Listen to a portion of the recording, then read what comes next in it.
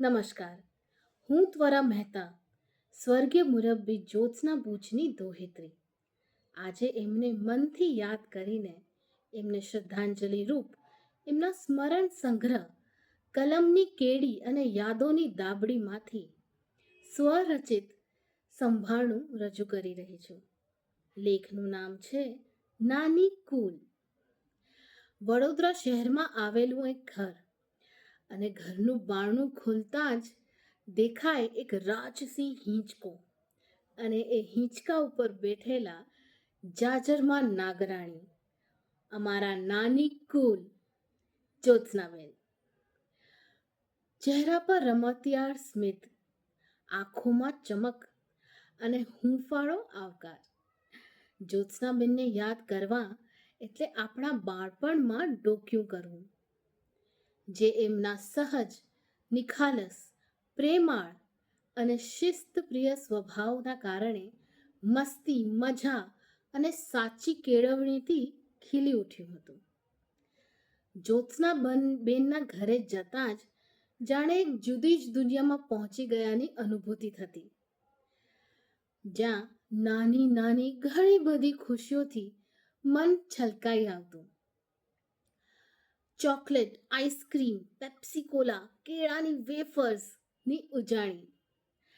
જ્યોત્સનાબેનને સૌથી વધુ ગમે એ એ અમારા સૌ બાળકોની હાજરી અને હાસ્ય. જ્યોત્સનાબેનને અમારા ઘરે રહેવા આવતા ત્યારે પણ એ ભાવનાવાળું વાત્સલ્ય લઈને આવતા. એક વખત મમ્મીએ કોઈ પુરસ્કાર લેવા માટે બહારગામ જવાનું હતું, અને મમ્મી અવઢવમાં હતી કે જ્યોત્સનાબેનને મૂકીને જવું કે નહીં. ત્યારે જ્યોત્સનાબેને પોતાની અસલ અદામાં કહ્યું, મમ્મીને જવા દે, આપણે મજા કરીશું. અને ખરેખર અમે ખૂબ મજા કરી. હું BA-MAનું ભણતી હતી ત્યારે હસીતભાઈનું કોઈ પુસ્તક લાઇબ્રેરીમાંથી ઘરે લઈને આવું એટલે એકદમ ખુશ થઈ જાય. કાં તો ગુજરાતીના કોઈ પ્રસિદ્ધ સાહિત્યકારનું પુસ્તક લઈને આવું તો તરત જ મને કહે,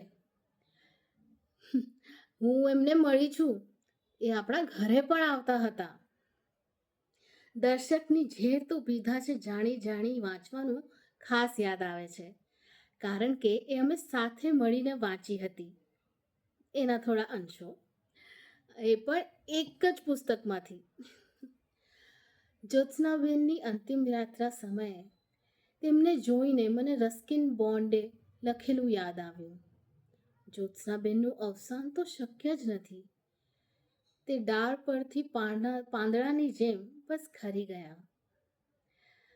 એ વખતે જ્યોત્સનાબેનને જોઈને મને એવું થયું કે તેઓ હમણાં ઉઠીને કહેશે, ચોકલેટ આપ. આજે ખૂબ જ યાદ આવે છે અને હંમેશા સ્મરણોમાં રહેશે જ.